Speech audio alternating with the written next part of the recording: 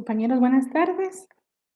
Un gusto saludarles nuevamente en esta semana. Estamos ya sobre el contenido de la semana número 14 de nuestro curso de Derecho Mercantil y Procesal Mercantil. Iniciamos a trabajar entonces, compañeros, y vamos a trabajar hoy lo que nos corresponde al contenido de la semana número 14. Déjenme con ustedes proyecto pantalla.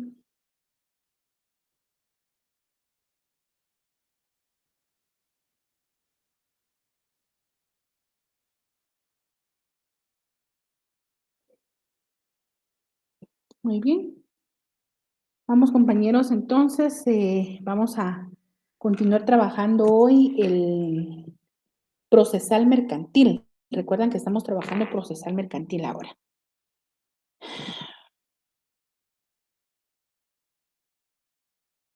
Bueno, hoy vamos a trabajar entonces el derecho procesal mercantil, vamos a conocer el juicio ejecutivo y el juicio ejecutivo en la vía de apremio. La semana anterior estuvimos trabajando el juicio sumario y hoy vamos a trabajar lo que es el juicio ejecutivo, los juicios ejecutivos. Siempre revisemos nuestras leyes, compañeros, para siempre irlas leyendo y no tener problemas en relación a no tener la cabalidad de nuestro contenido de derecho mercantil. Bueno, iniciamos entonces nuevamente con esta diapositiva. En algún momento ya la habíamos visto y vamos a analizar nuevamente esta diapositiva. Nuestra legislación entonces establecemos para manera de iniciar nuevamente nuestro procesal mercantil, que es muy difícil ver no solo los días domingos, pero a manera de introducción siempre pues retomamos nuestro estudio. Nuestra legislación consagra la separación de lo que es el derecho civil de lo que es el derecho mercantil. Dijimos que aunque tiene unificado el derecho adjetivo, es decir, el Código Procesal Civil y Mercantil, que es el adjetivo o el procesal, ¿verdad? Tenemos un código civil por aparte y tenemos un código de comercio que operan por separado. Y a su vez tenemos un único código procesal civil y mercantil.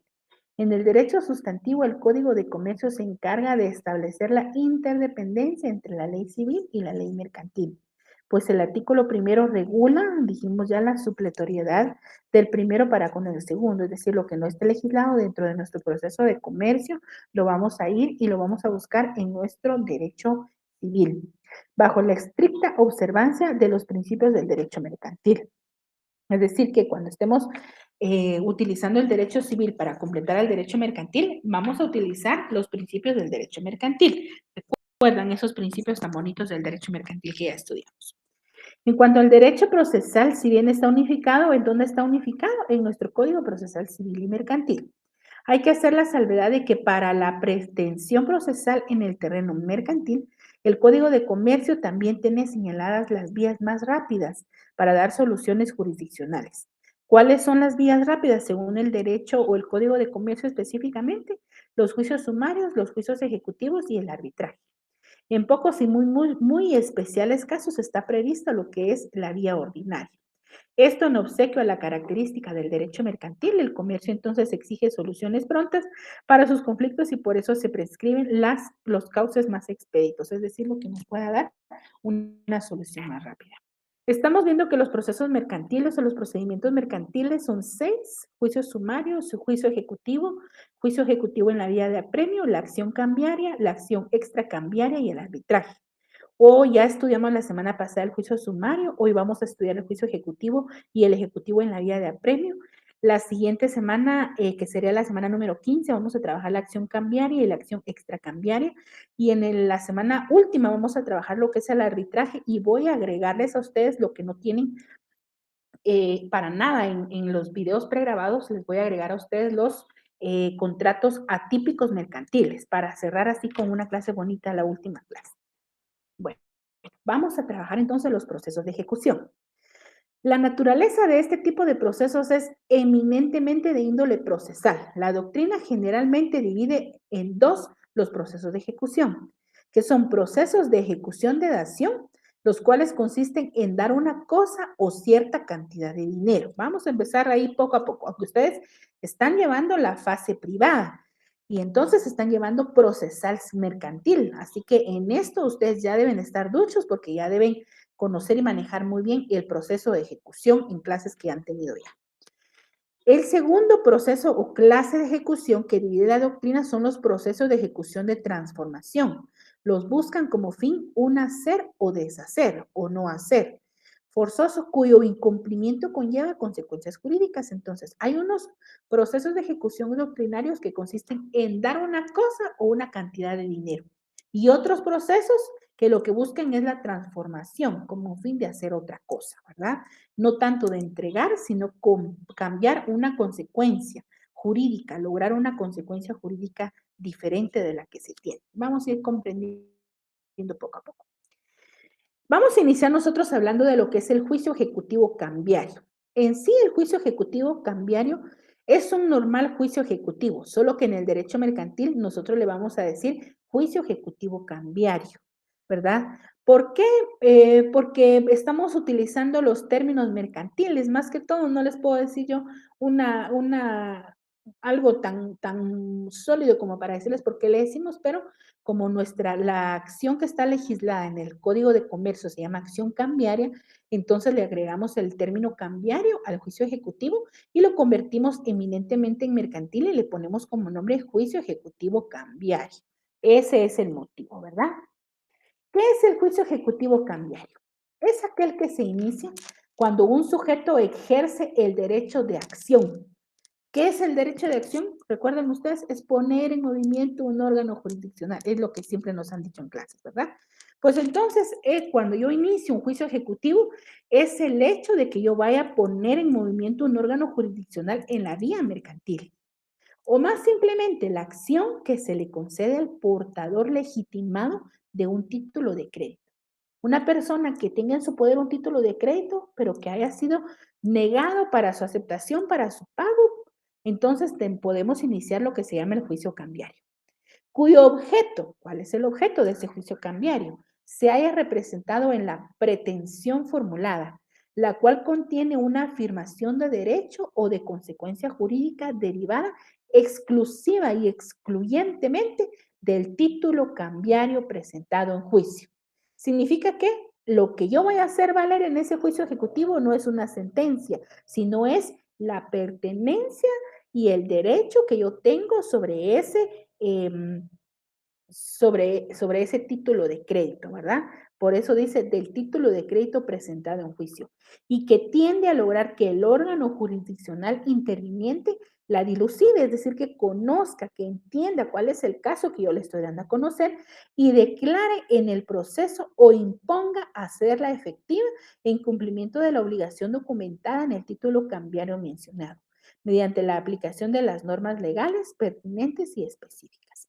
Entonces, yo me siento con derecho de que alguien me pague, por ejemplo, un pagaré, y ese pagaré no me lo quieren pagar, ya lo presenté varias veces, ya venció el plazo para que me lo paguen, ya está corriendo de qué ratos los intereses y la mora, pero no me lo quieren pagar.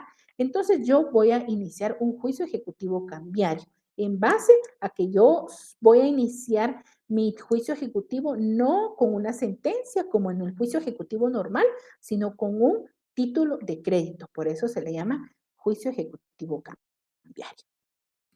La primera etapa para iniciar ese proceso se le llama demanda ejecutiva.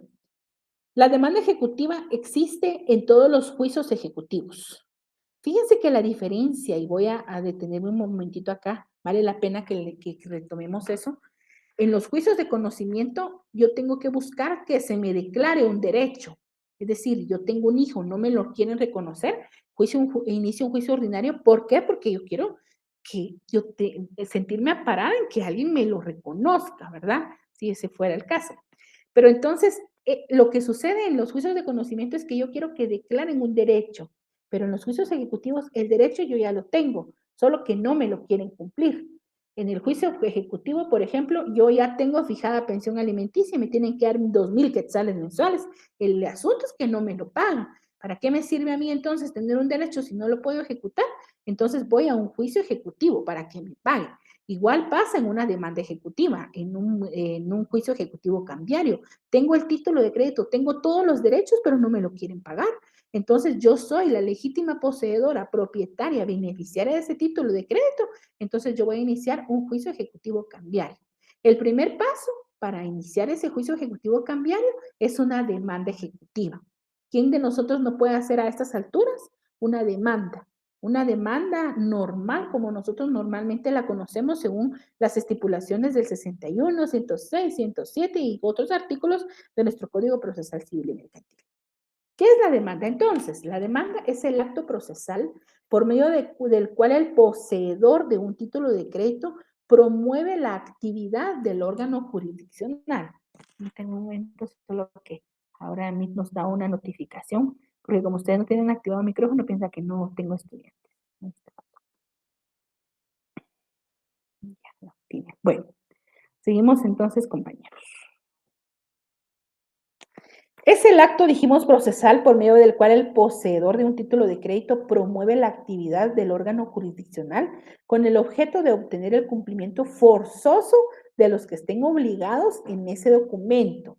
Entonces yo tengo que hacer, porque si yo quiero que me lo paguen judicialmente, pero nunca le doy la noticia al juez, nunca me va a ordenar el pago. Entonces tengo que iniciar por medio de una demanda ejecutiva. La demanda ejecutiva debe formularse cumpliendo con los requisitos que exige el Código Procesal Civil y Mercantil para toda clase de demanda en base a los artículos 61, 106 y 107 del Código Procesal Civil y Mercantil. Esto es lo importante, poder hacer una demanda, que la demanda esté clara, que la demanda sea entendible, que tenga correlación en lo que yo estoy explicando, porque hay muchas personas, yo he visto demandas, ¿verdad?, que lamentablemente no se les entiende nada y de plano por eso es que no pasa. Entonces tenemos que ser muy cuidadosos en relación al momento de estar redactando una demanda, que tiene que cumplir con todos los requisitos, así como los exige nuestro procesal civil y mercantil, nuestro Código Procesal Civil y Mercantil, así también debemos cumplirlos para este tipo de demandas. Uno de los principios rectores del juicio ejecutivo cambiario es que no se puede discutir la causa del título que sirve de base a dicho juicio. No me puede decir alguien, bueno, ¿y usted por qué tiene ese pagaré a su nombre? ¿Por qué tiene esa cantidad de dinero a su nombre? ¿Y por qué? ¿De dónde sacó? No se puede. Dice, uno de los principios rectores del juicio ejecutivo de cambiario es que no se puede discutir la causa del título, que sirve de base para el juicio. No importa. Lo que importa es el derecho, en base a que la libertad de contratación dentro de las reglas y principios del derecho mercantil. Es por ello que la defensa referida a la causa y relación fundamental o subyacente únicamente puede invocarse en los juicios de conocimiento. Es decir, que ya no importa, el juez en un juicio ejecutivo no me puede preguntar, mire, ¿a usted por qué le dictaron 2,000 quetzales de pensión alimenticia? Si usted trabaja, ¿para qué usted está pidiendo tanto? Mire, el pobre señor no lo va a dejar a usted sin qué comer, ¿verdad? No me puede decir eso porque ese es un juicio ejecutivo. Él lo que tiene que hacer es, ya tengo el derecho a cobrar. Igual pasa en la demanda ejecutiva. No tienen que preguntar por qué motivo se generó ese título de crédito, ¿verdad? Entonces ahí estamos en relación a eso. Es por ello que es necesario, ¿verdad? Que no se puede establecer por qué motivo, no tengo yo por qué dar explicaciones por qué motivo estoy yo o tengo esos derechos yo, ¿verdad? Estamos únicamente en los juicios ejecutivos. Admisión y trámite. Primer paso, demanda ejecutiva. Presento mi demanda. Después, cuando yo he presentado mi demanda en el juicio, en el juzgado competente, porque tengo que ver cuál es el juzgado competente, tengo que ver el lugar en donde vivo, el departamento donde vivo, si conoce de lo mercantil o solo conoce de lo civil, tengo que buscar primero el juzgado, perdón, después hacer mi demanda, después presentar mi demanda. Después de presentar la demanda ejecutiva, tengo que esperar la admisión y su trámite. Promovido el juicio ejecutivo, el juez calificará el título en que se funda y si lo considera suficiente y la cantidad que se reclama es líquida y es exigible. Líquida, es decir, que exista verdaderamente exigible, que ya haya vencido el plazo. Esas son las dos condiciones. Que la cantidad que se reclama sea líquida. Ah, muy bien, son 20,000 quetzales, hay que cobrarlos. Exigible, vamos a ver si ya venció el plazo, hay que cobrarlo. Entonces, cumple esos dos requisitos. Entonces, dice que después de la admisión y el trámite, ¿qué es lo que va a hacer el juez? Despacha el mandamiento de ejecución, ordenando el requerimiento del obligado, el embargo de bienes, si éste fuere procedente, y dará audiencia por 5 días al ejecutado para que se oponga o haga valer sus excepciones. Esto lo encontramos regulado en el artículo 329 del Código Procesal Civil y Mercantil. ¿Qué es lo que pasa entonces en esto? El juez califica, dice, sí, es una cantidad líquida, exigible, cumple con todos los requisitos del procesal civil y mercantil para una demanda. Yo soy el juzgado competente. Muy bien, entonces califica el título y dice que despacha mandamiento de ejecución. ¿Qué es despachar mandamiento de ejecución? Nombrar a una persona para que ejecute, para que notifique. Normalmente cuando nosotros recibimos una notificación, nos llegan a entregar las hojas del juzgado, ¿verdad? Y dice, mire, licenciada, o mire, si yo soy una parte del proceso, mire, aquí tengo su notificación, y entonces uno recibe. Pero cuando es un mandamiento de ejecución, la persona que ha sido nombrada como ejecutor tiene que ir y requerir el pago. Mire, fíjese que le doy la notificación que usted está siendo demandado en juicio ejecutivo cambiario por la persona XX y usted tiene que hacer efectiva la cantidad de tanto y tanto y tanto. Si usted no paga eso, entonces aténgase a las consecuencias, porque lo que va a pasar es de que yo le voy a proceder a embargar los bienes, ¿verdad? Se va a embargar los bienes que alcancen para cubrir la deuda que si usted tiene. Y entonces, si en caso usted ya pagó o si usted firmó un documento y nosotros no sabemos en el juzgado que usted arregló aparte, tiene 5 días para que usted pueda hacer valer sus excepciones. Claro que eso, bueno, fuera que lo explicaran las personas, solo notifican, ¿verdad? Pero así debería ser en sí un mandamiento de ejecución. El auto de exequendo. Vamos a ver qué es esto.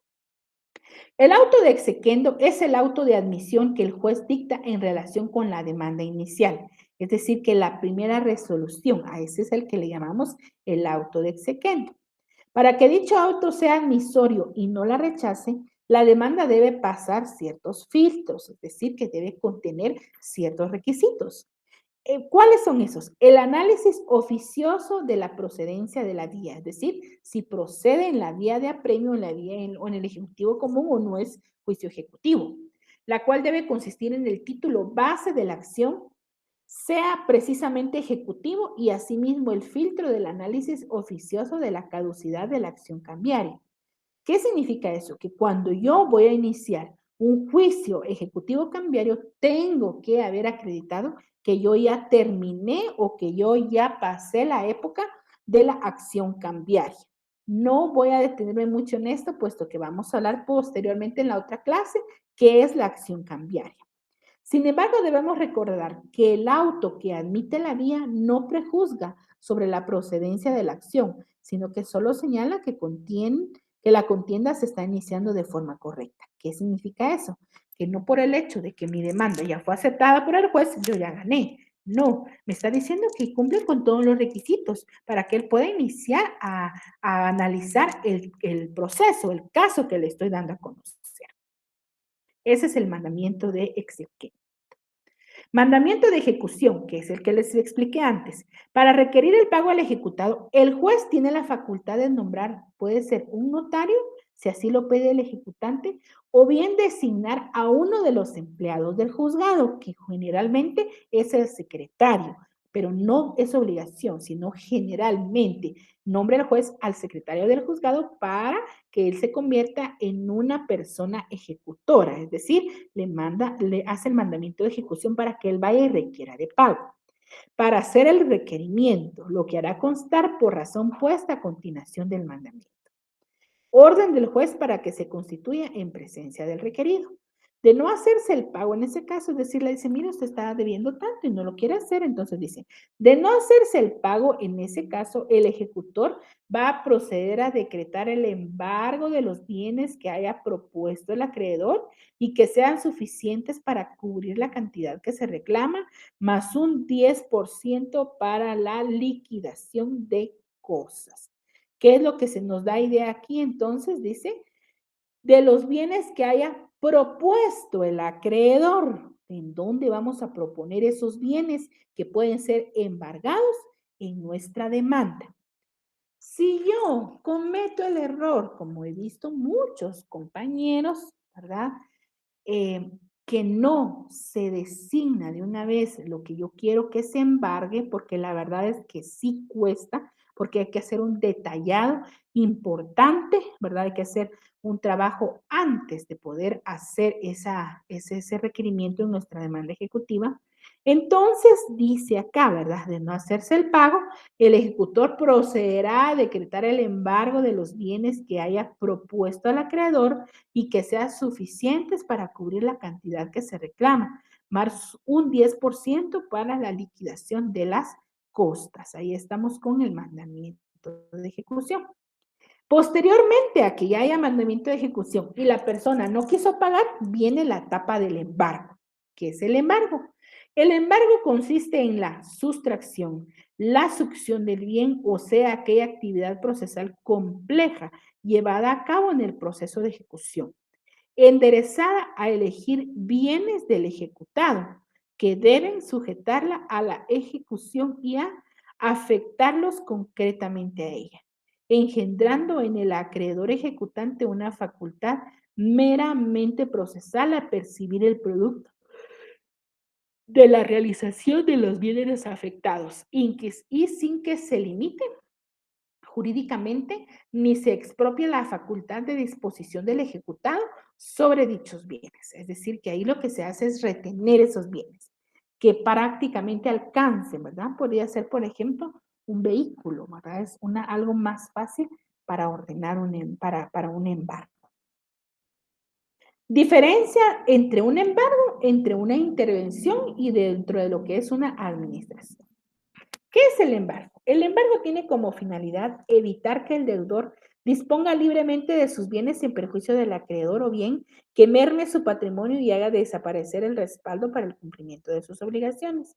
Entonces, el embargo en sí, como dice acá, es, em, tiene como final evitar que el deudor disponga libremente. Entonces, si tengo yo algo embargado, no puedo venderlo.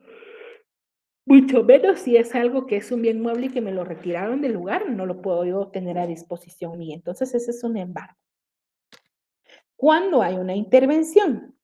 Una intervención es considerada como la interferencia que realiza el juez en la actividad de una entidad, ya sea para evitar la distracción de los fondos que pueda conducir al deterioro de la empresa o de un patrimonio colectivo en perjuicio del acreedor. En estos casos, el interventor carece de facultades de dirección y gobierno en la entidad, por ser un auxiliar de la Administración de Justicia, cuya función específica se concreta a recaudar las ganancias que obtenga la empresa en su actividad comercial para ponerlas a disposición del tribunal sin que tenga injerencia en la administración. Entonces, esa es una intervención, ¿verdad? Prácticamente lo que se hace es conjuntamente con el funcionamiento que tiene la empresa y una persona que está verificando ahí, que prácticamente no se hagan otras cosas que vayan a perjudicar a alguien o a una tercera persona que lleva un proceso dentro de lo que es al final una intervención. La administración produce la sustitución provisional de la dirección y gobierno de una entidad o empresa, teniendo como función la conservación de esta y su estatus económico para asegurar de forma positiva el derecho al final del demandante. Es decir, que cuando hay un embargo se toman las cosas que alcanzarían para pagar la deuda, veámoslo así. Una intervención, hay una administración, entra una persona, interviene. ¿Para qué? Para que no pueda celebrar contratos o algo que vaya en perjudicación o en perjuicio de la empresa, y administración cuando se retira, ¿verdad? Produce dice sustitución provisional de la dirección y de gobierno, es decir, se retira una persona por por un tiempo prudencial para que la otra persona ejerza los cargos de administración. Vamos a hablar de las actitudes del ejecutado, es decir, llegaron ya, nos quedamos en la demanda, el auto exequatur, ¿verdad? Cuando se califica, después nos quedamos en que se nombra un ministro ejecutor, nos quedamos en que él va y notifica que ya se le está iniciando un proceso y que por favor pague. Ahora le toca a la persona que está siendo ejecutada, a la persona de la que lo estamos cobrando dentro de ese título de crédito, le vamos a llamar ese ejecutado. Entonces, ¿qué actitudes puede tener el ejecutado? En el juicio ejecutivo cambiario, las actitudes del ejecutado podrían ser las siguientes. Primero, pago y consignación, es decir, paga. Si el demandado, al ser requerido, pagare la cantidad reclamada y las costas procesales, se hará constar en un auto, se entregará entonces al ejecutante la suma satisfecha y se dará por terminado el procedimiento. Asimismo, el ejecutado puede obtener el levantamiento del embargo si consigna dentro del mismo juicio la cantidad reclamada más un 10% de la liquidación de costos, resolviéndole el derecho a oponerse o a la ejecución. Y esto lo vemos específicamente en el artículo 300 de nuestro Código Procesal Civil y Mercantil. ¿Qué actitud es la primera? Pago. Paga el demandado. Segundo, dice incomparecencia. Lo llama el juez, no le importa. Le da 5 días, no le interesa. Entonces hay una incomparecencia absoluta. Y después, por último, tenemos la oposición del ejecutado. Si el ejecutado se opusiere, deberá razonar su oposición y si fuere necesario ofrecer prueba pertinente.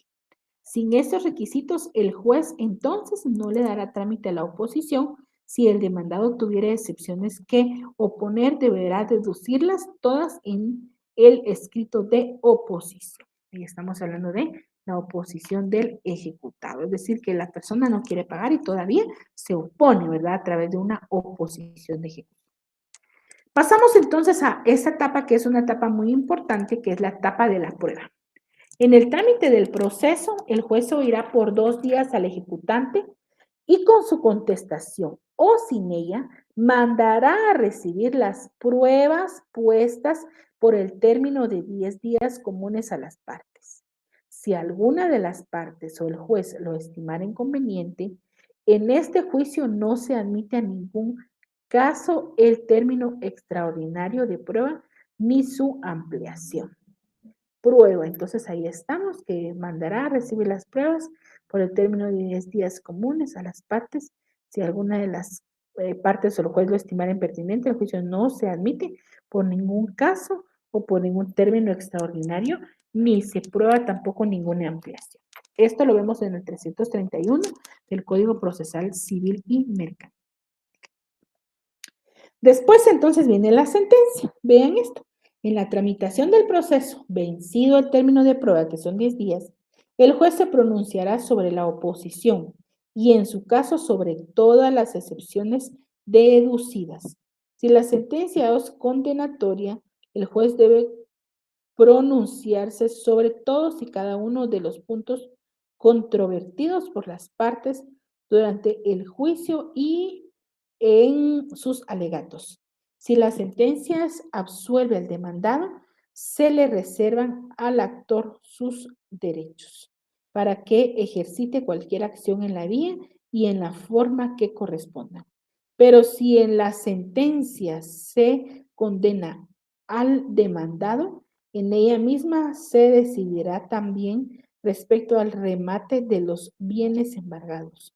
La sentencia que condena al demandado en el juicio ejecutivo mercantil es siempre una sentencia de remate y para su celebración debe levantarse un auto de los bienes, un avalúo, perdón, de los bienes embargados. Ahí estamos al momento de dictarse ya la sentencia. ¿Cuándo es un caso de insolvencia? Vamos en orden. Tanto en materia civil como también en materia mercantil, pudiera darse el caso no poco frecuente de que el deudor durante la diligencia del embargo no tenga bienes suficientes en este local ni en ningún otro para garantizar la deuda que incumplió. En materia civil, la insolvencia da origen al juicio de concurso de créditos, pero cuando el insolvente es un comerciante individual o societario, entonces la acción del perjudicado puede ser la iniciativa de quiebra. Estamos con el caso de insolvencia. ¿Qué pasa?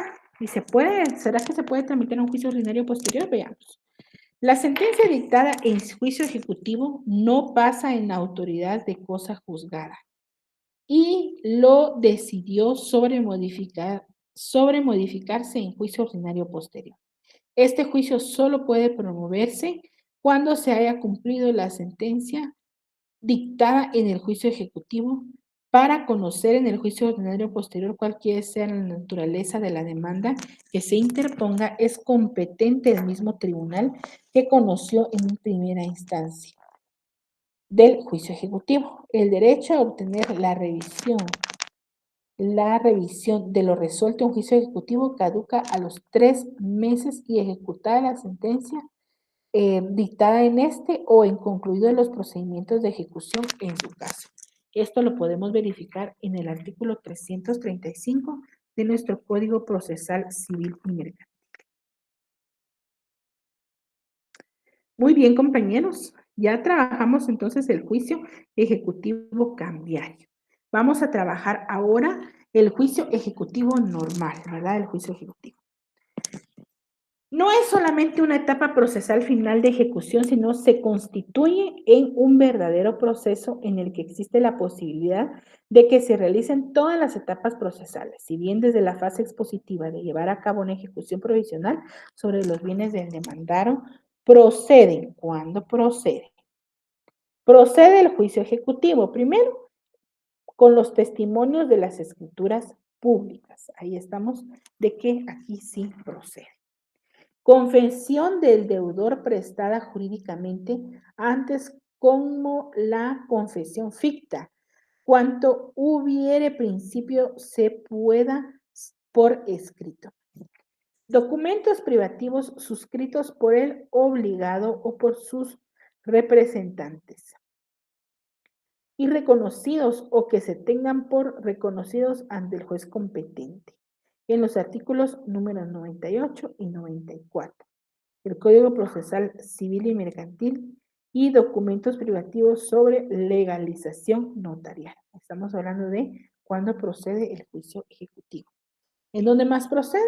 En los testimonios de las actas de protocolación o protestos de documentos mercantiles y bancarios o propios documentos mercantiles y bancarios y los propios documentos si no fuera legalmente necesario el protesto.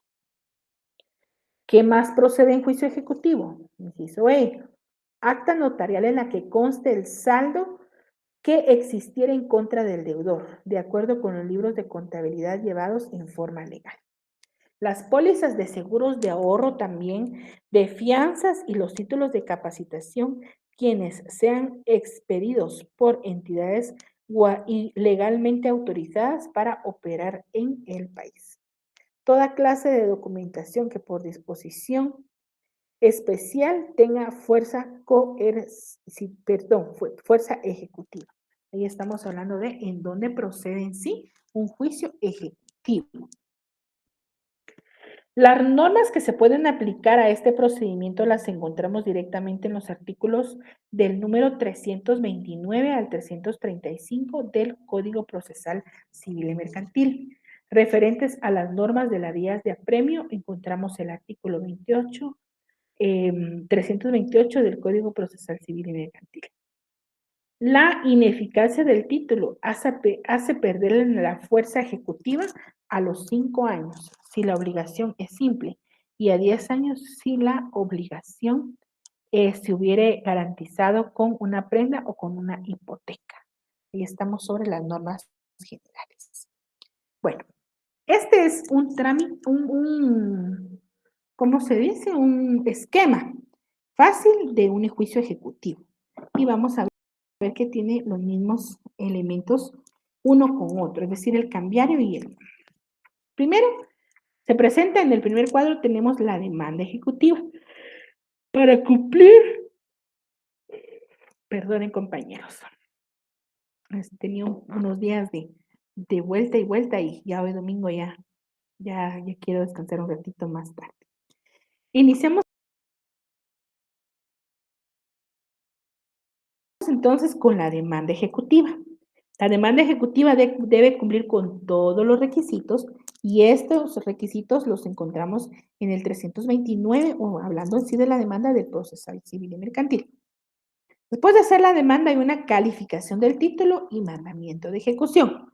Recuerden, hay que calificar si todo está bien, entonces se procede y el mandamiento de ejecución, que en el mandamiento de ejecución, pues lo que se hace específicamente es nombrar a la persona para que vaya y ejecute. Tercer paso, una audiencia al ejecutado por el término de 5 días. Después tenemos una audiencia al ejecutante por el plazo de 2 días, que es para la audiencia al ejecutado, 5 días, la audiencia al ejecutante, 2 días, el periodo de prueba, ahí estamos con el periodo de prueba. Aquí tenemos para el periodo de prueba 10 días y después de esos 10 días dictamos sentencia en el artículo número 15 del Código Procesal Civil y Mercantil. Tasación. ¿Qué es la tasación? Si se hubieran embargado bienes, ahí habría una tasación para verificar el precio. Orden de remate, que significa que cuando no hay quien vaya y adquiera esos insumos que se le retiraron a esa persona, entonces seguramente ahí van a estar. Después viene el remate que verifica, ¿verdad? El cumplimiento o no de la obligación que se tiene o de la obligación que se está ejecutando. El remate tenemos entre 15 hasta 30 días, según el artículo 313 y 315 del Procesal Civil y Mercantil. También está la publicación de la orden de remate, esa fue el 31 del, bueno, no sé, solo tengo, sería el 313 del Procesal Civil y Mercantil. Después tenemos el remate, que es sobre más o menos de 15 a 30 días. Tenemos el remate, muy importante. Después del remate viene la primera liquidación. La primera liquidación establece que se tramitará en la vía en la vía incidental, según el artículo 319 y 580 del Procesal Civil y Mercantil.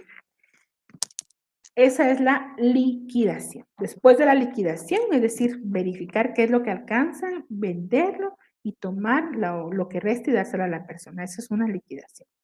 La escrituración, después de que ya haya sido verificado todo el proceso, en el procesal civil y mercantil dice que es necesario sacar aquí vamos con el remate, después vamos con la liquidación. Pues estábamos hablando entonces en eso, ¿verdad? Que es necesario establecer una liquidación importante.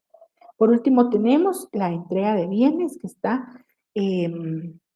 lo que se tiene que hacer, ¿verdad? Es mejor para poder evitar un juicio ejecutivo más complicado. Y está la entrega de bienes, que es es específicamente a los 10 días, según el artículo 326 del Código Procesal Civil y Mercantil. Muy bien. Esta es otra fase, otro diagrama en relación a un juicio ejecutivo. Vamos a ver si lo podemos avanzar aquí en la lectura, que está algo borroso. Primero, la presentación del escrito inicial ante el juez competente. Después tenemos número 2, la resolución de trámite, que está en los artículos 329 del Procesal Civil y Mercantil y 141 de la Ley del Organismo Judicial. Número 3, requerimiento de embargo y audiencia al ejecutado. Bien. Número 4, actitudes del demandado, pago, incomparecencia, oposición e interposición de excepciones. Y después de las actitudes del demandado, nos vamos a la siguiente, que es la oposición e interposición de excepciones, artículos 331 del Procesal Civil y Mercantil. Después tenemos artículos números 334 y 612 del Procesal Civil y Mercantil, que hablan sobre el proceso de la apelación. Después tenemos nosotros una vista. Cuando se habla de esa vista es pues todo, ¿verdad? Tener los elementos suficientes para emitir una opinión al tema sin perderlos. La vista que está contenida en el artículo 334, y 300,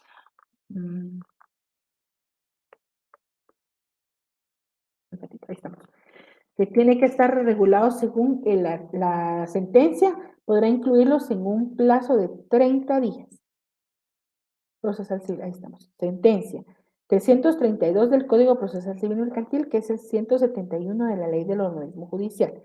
Entrelazados nos dan el plazo entonces, igual que en el diagrama anterior. Siguiente, tenemos entonces que puede haber una apelación. Esa apelación dentro de esto es porque no se tiene a la fecha el contenido del pago, ¿verdad? Entonces, ¿cuáles serían las actitudes del demandado legalmente? Primero, la oposición e interposición de excepciones y segundo, el trámite de las excepciones, según el 337 del Procesal Civil y Mercantil. Ahí estamos, apelación. Después de la apelación viene una resolución de segunda instancia y por último, artículos, la vista que va dentro de los artículos 334 y 610 del Código Procesal Civil y Mercantil. Muy bien, compañeros. ¿Vamos ahí bien? Vamos hasta ahí bien, ¿verdad? Trabajamos ahora el juicio ejecutivo en la vía de apremio. Vamos a ver primero cuál es la diferencia entre un juicio ejecutivo y un ejecutivo en la vía de apremio. Vamos a verificar que cuando se habla de un ejecutivo en la vía de apremio se cuenta con los títulos que ordena o que establece nuestro Código Procesal Civil y Mercantil. Tiene que cumplir con esos requisitos. Si no cumple con esos requisitos, entonces es una demanda que no está bien y que es una demanda defectuosa. Muy bien. Vamos a ver entonces, por favor vayan conmigo al artículo 294 del Código Procesal Civil y Mercantil. Dice, procedencia de la ejecución en la vía de apremio. Procede la ejecución en la vía de apremio cuando se pide en virtud de los siguientes títulos, siempre que traiga aparejada la obligación de pagar cantidad de dinero líquida exigible. ¿Qué significa entonces eso? Que cuando yo tenga que tramitar en la vía ejecutiva, tengo que averiguar si es en la de vía de apremio o en el ejecutivo, que es mal llamado ejecutivo común, pero en sí es un ejecutivo, ¿verdad?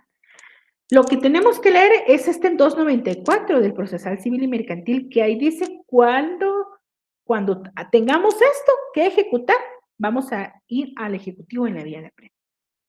294 del Procesal Civil y Mercantil. Miren cómo dice.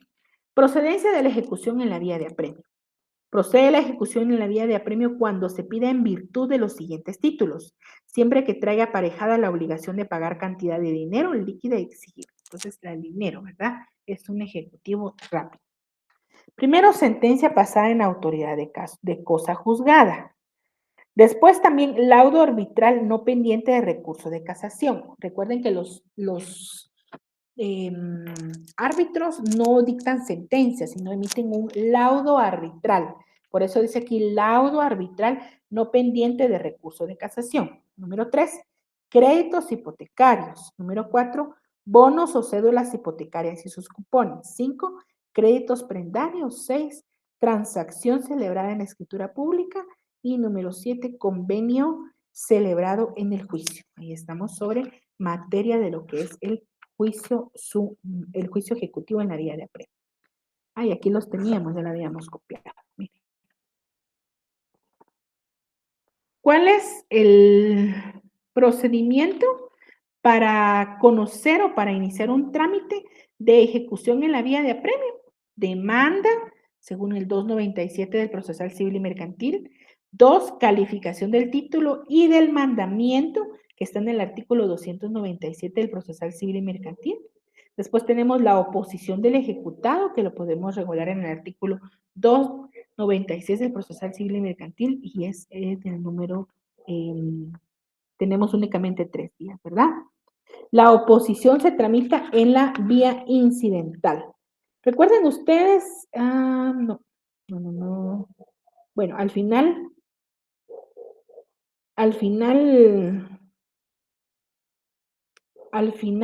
bueno, me recuerdan ustedes al final, compañeros, si yo trabajé con ustedes el procedimiento incidental, porque como yo estoy trabajando otros cursos, yo ya desarrollé con un semestre el proceso de los incidentes, pero si no, ustedes me recuerdan y como ustedes ya quizás van avanzados en eso, en relación a otros semestres, entonces únicamente para enviarles diapositivas y para mostrárselas así rápido.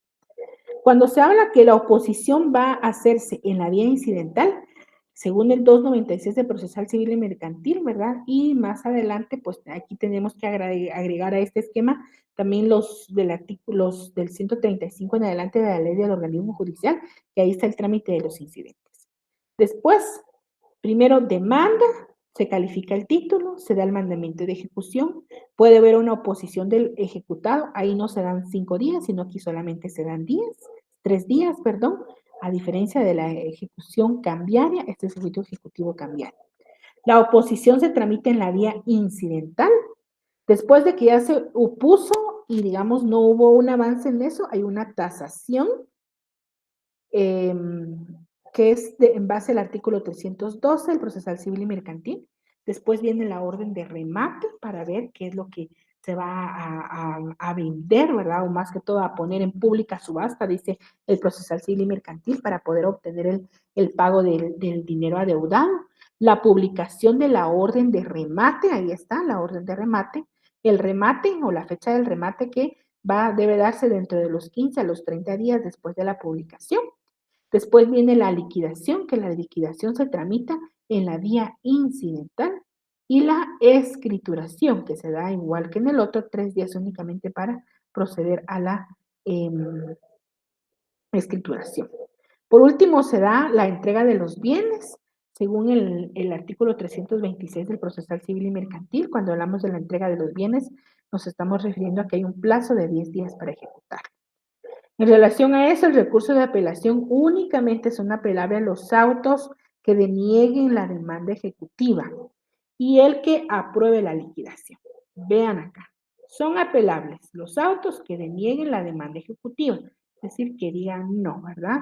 A la demanda ejecutiva, y el que apruebe la liquidación, según el 325 del Procesal Civil y Mercantil. Aquí hay otro esquema que yo les encontré a ustedes en relación a este proceso y ejecutivo en la vía de apremio, y dice primero la demanda. La demanda, recordemos, debe cumplir con los requisitos que están en el 61, 106, 107 del Procesal Civil y Mercantil. Después tenemos la calificación del título y del mandamiento.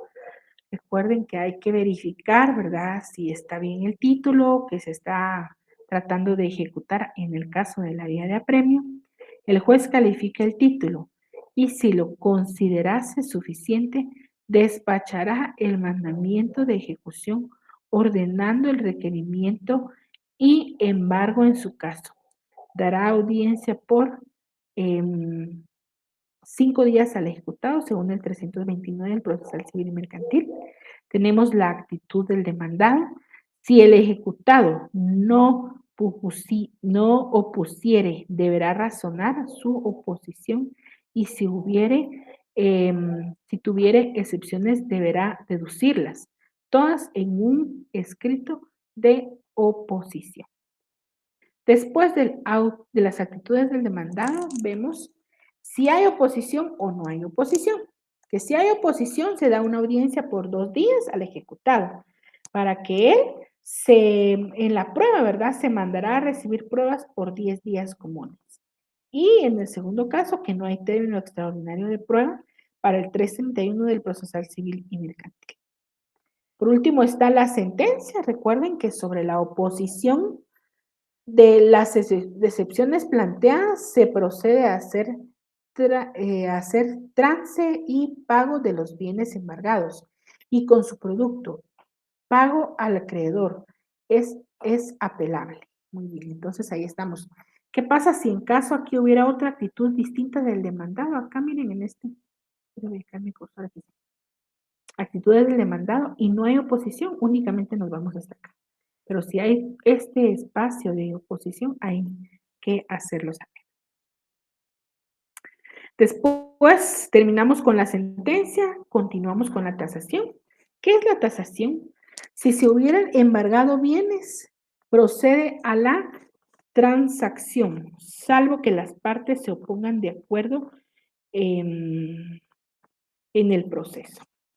Cuando fueren bienes inmuebles, pueden servir de base de base para el remate el monto de la deuda y el valor de la matrícula fiscal a elección del acreedor. Después de la tasación está la orden de remate. Hecha la tasación o fijada la base del remate, se ordena la venta en pública subasta, anunciándose 3 veces por lo menos en el diario oficial o en otro de mayor circulación. Después de la orden de remate, ya viene lo que es el remate, el día y hora señalado, y para el remate se declarará fincado en el mejor postor o al ejecutante la falta de postores, es decir, que nadie está interesado aún habiéndose hecho las convocatorias suficientes. Liquidación. Practicando el remate se hace la liquidación de la deuda con intereses y costas librado orden a cargo del subastador, perdón, según el artículo 319 del Procesal Civil y Mercantil. Se me va aquí, perdonen ustedes. Bueno. Después de la liquidación viene la resolución. Esta resolución se emite dentro de los 3 días de la sala dicta entonces la resolución final, ¿verdad? Esto es en el caso de que hay oposición. La vista se señala 5 días próximos para la vista. La escrituración, llenados los requisitos, el juez señalará 3 días para el ejecutado para que otorgue la escritura traslativa de dominio y en caso de rebeldía el juez la otorgará de oficio previo a la escrituración del deudor o dueño. Aún puede rescatar los bienes de la venta. Entrega de bienes. Otorgada la escritura, el juez procede a dar posesión de los bienes al adjudicatario, fijando un plazo no mayor de 10 días bajo el procedimiento de decretar lanzamiento o el secuestro. Esto lo tenemos regulado en el artículo 326 del Código Procesal Civil y Mercantil. Después viene la sentencia, pero dice acá que la sentencia no pasa en autoridad de cosa juzgada según el 335. Puede modificarse en juicio ordinario posterior por el juez que conoció en primera instancia el juicio ejecutivo, según el 335 del Procesal Civil y Mercantil.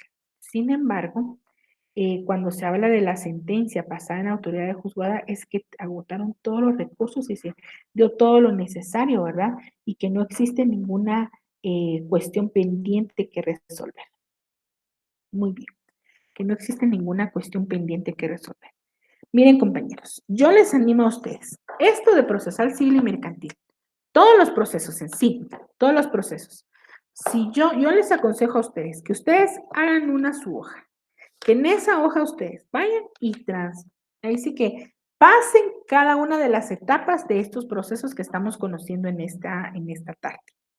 Si nosotros no conocemos los procesos, bueno, estos esquemas que están acá nos van a servir de mucho, pero necesitamos estudiarlos y necesitamos, ¿cuál sería la palabra? Como aprenderlos, ¿verdad? No podemos pasar nosotros. Claro, con el tiempo se van quedando y a veces pues uno va viendo la forma en la que, como le dijeron, conforme la práctica, más que todo aprendemos los procesos y los entendemos mejor. Pero en lo que nosotros hacemos eso, yo les pido que ustedes directamente impriman, pasen en limpio cada uno de estos esquemas y estos esquemas les van a servir de muchísima ayuda a todos al momento de estar estudiando, conociendo los procesos o incluso animarse a agarrar un procedimiento administrativo. Lean ustedes entonces, compañeros, por favor. Vamos a leer desde el artículo, quiero ver acá.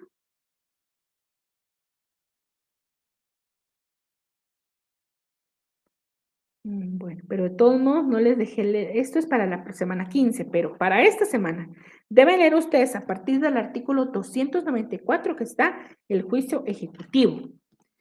Seguimos, por favor, con ese es el juicio ejecutivo, ¿verdad? En la vía de apremio que empieza en el 294. Iniciamos también el 327 en adelante, el 327 en adelante, y después, pues ahí terminamos en relación a, por ejemplo, también vamos a buscar el 347 en adelante del procesal civil y mercantil, porque pues se está trabajando procesal mercantil y necesito que manejen muy bien su código. A partir de eso, entonces, ustedes tienen la base necesaria para poder conocer el procesal mercantil. De lo contrario, miren, si yo me puedo pasar aquí 4 o 5 días explicándoles los procedimientos, si no se los saben y si no los aprenden, de balde es. Entonces, lo que tenemos que hacer aquí es agarrarlos, adueñarnos de esos procedimientos, pasarlos en limpio según la técnica de estudio que ustedes tengan. Yo nunca pude estudiar con documentos, o sea, mm, estudiar con documentos digitales. Súper complicado para mí hasta el día de hoy. Si ustedes vieran aquí mi mesa cuando yo estoy preparando diapositivas para clases. ¿Por qué? Porque yo prefiero en muchas oportunidades, claro, también he usado internet, como no, sería no estar actualizada, pero yo soy muy de hacer notas. Usted sabe cómo estudia y usted sabe cómo va a manejar usted sus procesos. Entonces, este trámite del ejecutivo lo va a aprender usted para mercantil y lo va a aprender para civil. Entonces, usted haga su esquema, el mismo que yo les envíe en diapositivas, háganlo, pásenlos en limpio, aprendan, se vayan estudiando cada uno de ellos, investiguen más qué es lo que se refiere o qué es lo que se hace en cada una de estas etapas, ¿verdad? Necesitamos entender perfectamente lo que son los procedimientos de los procedimientos del derecho mercantil y del derecho civil. De una vez, como son los mismos, los vamos a ir aprendiendo, ¿verdad? Entonces, vamos a estudiar desde el 294 en adelante para entender bien todo lo relativo a los procesos ejecutivos. Muy bien. Voy a dejar de compartir pantalla y voy a ir con ustedes para ver si tienen dudas o si tienen algo que comentarme.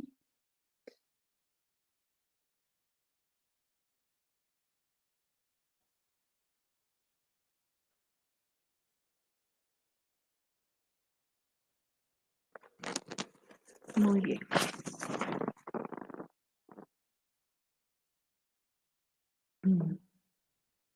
Vamos a empezar. Diapositivas. Diapositivas. Diapositivas.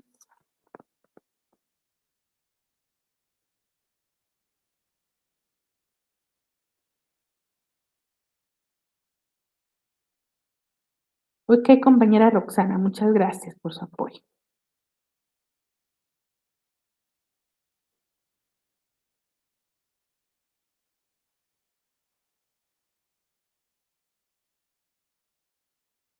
La clase 14. Sí, compañero Alex, se las voy a pasar también. Para que las estudien, por favor, necesitamos. Miren aquí, como yo les decía hace un ratito, yo me puedo pasar haciendo todos los esquemas con ustedes, pero los esquemas, eso sí, van con ustedes, compañeros. Yo se los envío y ustedes los estudian. Eso es lo que tienen que hacer ustedes.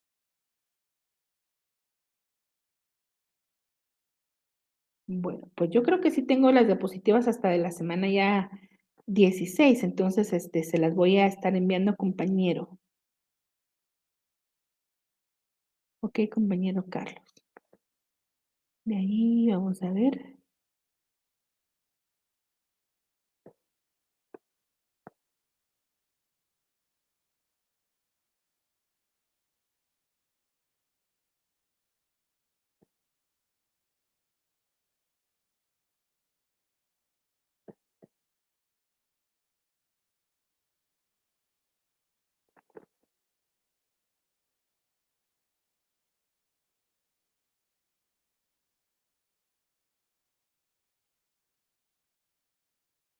Ok, compañera Helen.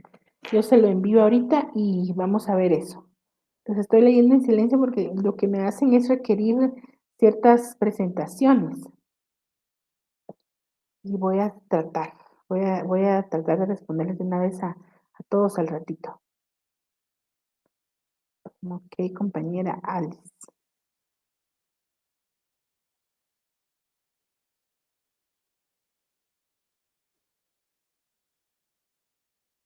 Ujú, sí. Las diapositivas son importantes, ¿verdad? Yo no sé si ustedes tienen en su poder unos libros, ahorita no recuerdo el nombre, pero es el estudio resumido de las fases. Y en esos libros traen unos esquemas importantes. Y esos esquemas ustedes los pueden trabajar directamente y son en grandes, o sea, es para hacer anotaciones y todo, incluso son para pared, para tenerlos uno ahí y leerlos en cualquier momento. Ahí estamos en relación a eso. Compañera, pues vea diapositivas, ok, compañera María.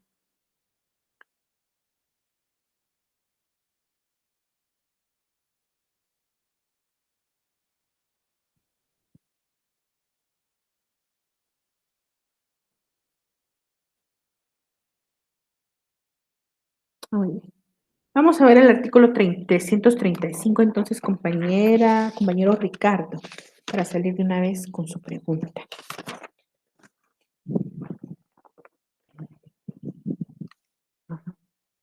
Dice, su pregunta dice, el artículo 335 indica que el juicio ordinario posterior a la sentencia del juicio ejecutivo puede promoverse cuando se haya cumplido la sentencia. Linda, cumplida la sentencia se refiere a qué realmente. Gracias. Vamos a leer el 335.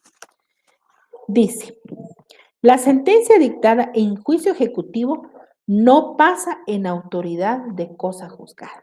Fíjense bien. Cuando algo pasa en la autoridad de cosa juzgada, ya no hay nada más que se pueda hacer. Ya es el último recurso, o sea, ya es cosa juzgada, significa que ya se terminaron los procedimientos, que ya no hay, que yo me opuse y me opuse, hice todo lo que hice, pero ya no logré. Entonces ahí estamos. La sentencia dictada en juicio ejecutivo no pasa en la autoridad de cosa juzgada y lo decidido puede modificarse en juicio ordinario posterior. Muy bien. En juicio ordinario posterior. Este juicio solo puede promoverse cuando se haya cumplido la sentencia dictada en el juicio ejecutivo. Para conocer en el juicio ordinario posterior, cualquiera sea la naturaleza de la demanda que se interponga, es competente el mismo tribunal que conoció en la primera instancia del juicio ejecutivo. ¿Qué significa esto, compañeros? Un juicio ordinario tendría que iniciarse un juicio ordinario. Yo le llamaría a este juicio, compañero Ricardo, le llamaría un juicio ordinario de acción de revisión de ejecuciones. En sí, eso es lo que se hace. Es de los compañeros que me imagino está leyendo sus artículos y me voy a detener acá.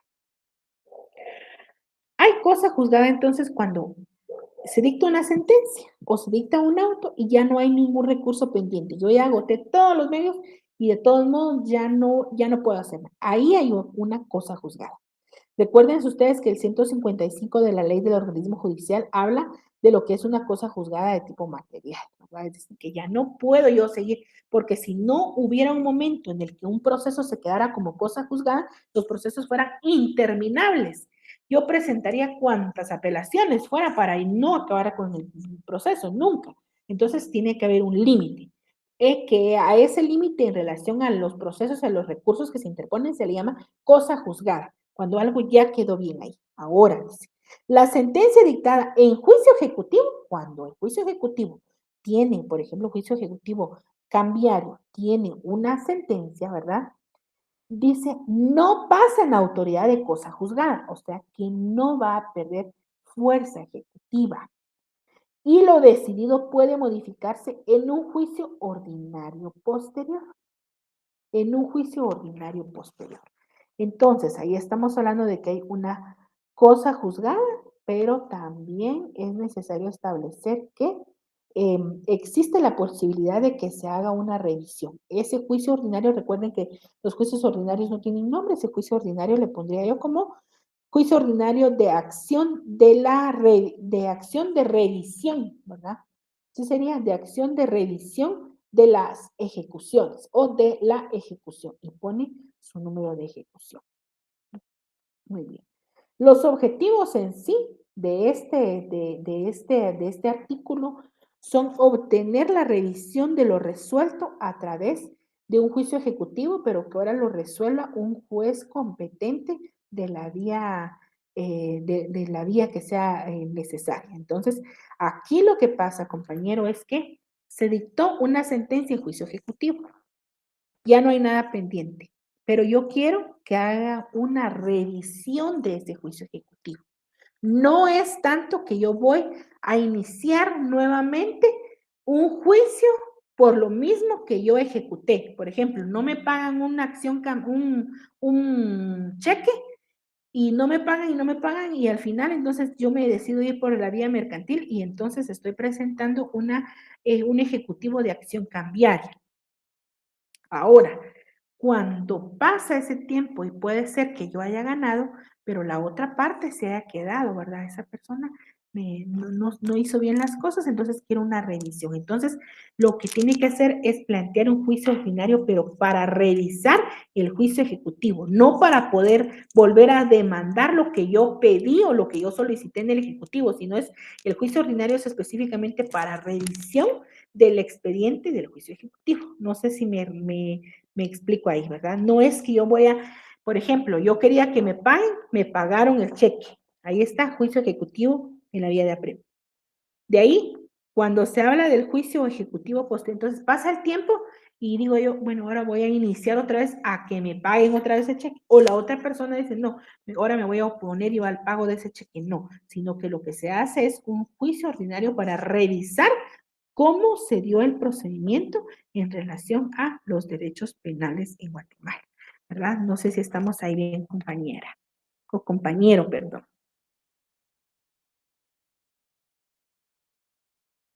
Muy bien. Si me dice que si nos logramos entender, entonces me indica, compañero, para que yo esté sabida que ustedes están comprendiendo lo que estamos platicando acá en clases. ¿Tienen otra duda, compañeros, en relación a esto?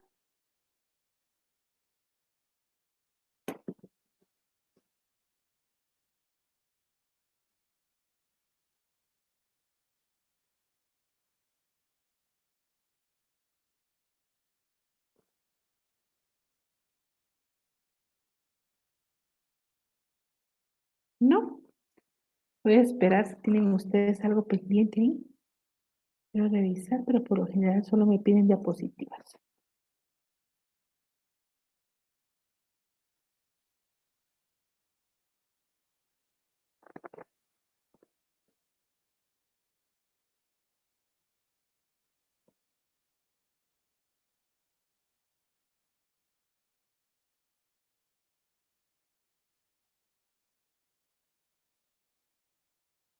Gracias, compañero Carlos García. Oye, muy amable por su correo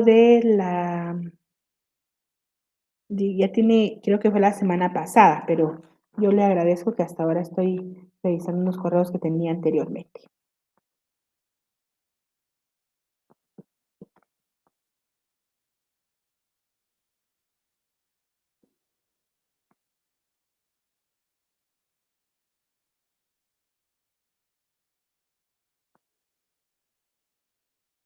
Bueno. Compañera María Francela Candelaria Samol. Bueno, vamos a ver, dice usted. Sabemos que en los ejecutivos tenemos el listado de títulos, pero en el sumario sí me confundo. Bueno, te voy a decir algo. En los juicios de conocimiento, que es el ordinario, el oral y el sumario. Tenemos en el ordinario, no tenemos que tramitar en ordinario. O sea, ahí se tramita todo lo que no tiene nombre. En el oral, sí lo que está ahí escrito. Y en el sumario también lo que está ahí, ¿verdad? También lo que está ahí. Siquiera revisemos, pero ahí está. Veamos el artículo, por favor.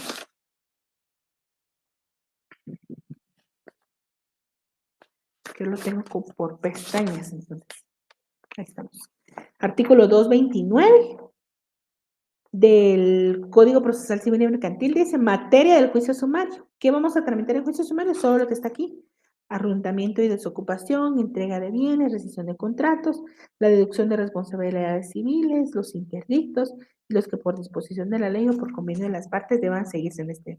Entonces, en el juicio sumario están más fáciles, porque déjeme decirle a usted, y una vez se los voy a aclarar también, pasemos al juicio, a los procesos ejecutivos, pasemos al artículo 294. Ahí tenemos el juicio ejecutivo en la vía de apremio.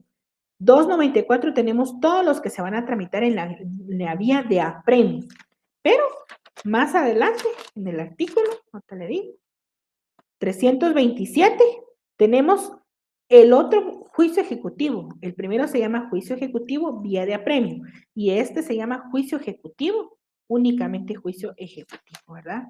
Y ahí están otros procedimientos, pero lo importante es establecer. De ahí tenemos el juicio ejecutivo que está en el 327, de ahí tenemos las ejecuciones especiales en el 336, el 340 tenemos las ejecuciones de sentencia, en el 334 ejecuciones extranjeras, 347 concurso voluntario de acreedores, total de que a partir de ahí vamos viendo todo lo relacionado tanto a lo civil como también a lo mercantil. Eso tiene que ver mucho.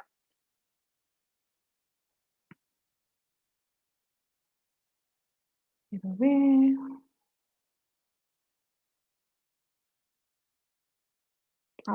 Bueno. Ya lo entendí. El párrafo segundo indica que cuando se haya cumplido la sentencia, es decir, cuando se haya cumplido la sentencia es que se haya hecho el pago, ¿verdad? Que se haya ejecutado. Como es un ejecutivo, entonces que se haya hecho el pago.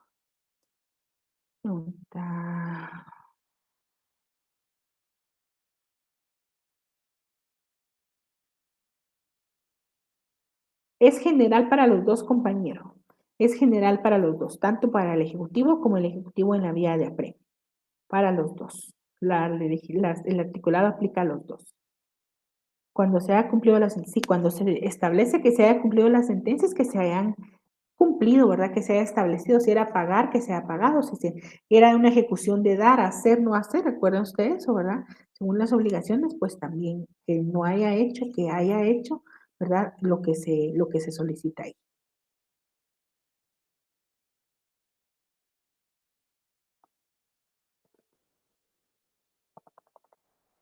Muy bien. ¿Qué órgano jurisdiccional conoce el juicio ordinario posterior? El mismo juzgado de primera instancia.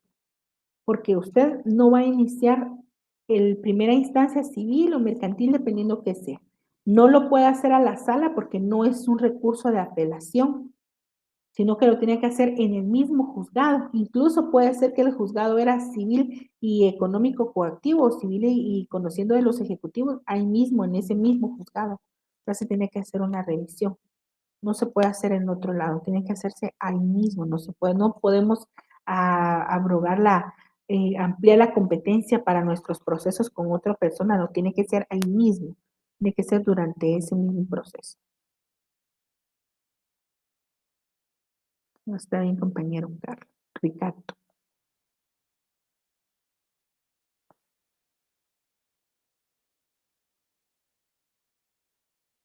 ¿Alguien más tiene?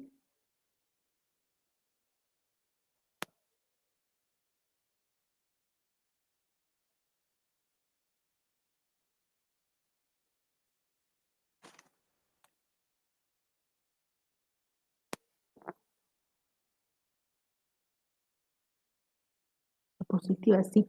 En lo posible voy a hacer, y también las personas que les lleguen las diapositivas, hagan el favor de compartirlas con sus compañeros, porque a veces se me dificulta a mí el llegar a todos y responderle a todos, pero si ustedes las tienen, compártanlas, por favor. Bueno, ¿no hay otra duda, compañeros? Si no, nos quedamos ahí y trabajamos la próxima semana, por favor. Va a estar bonita la clase también, conociendo todos los procesos mercantiles. Y la última les voy a agregar, como les mencioné, los contratos atípicos mercantiles. Vamos a conocerlos un poquito, aunque unos están en desuso, pero salen nuevos todos los días. Eso es lo más interesante. Bueno, nos vemos entonces, compañeros. Que tengan una buena tarde y nos vemos la próxima semana. Bendiciones.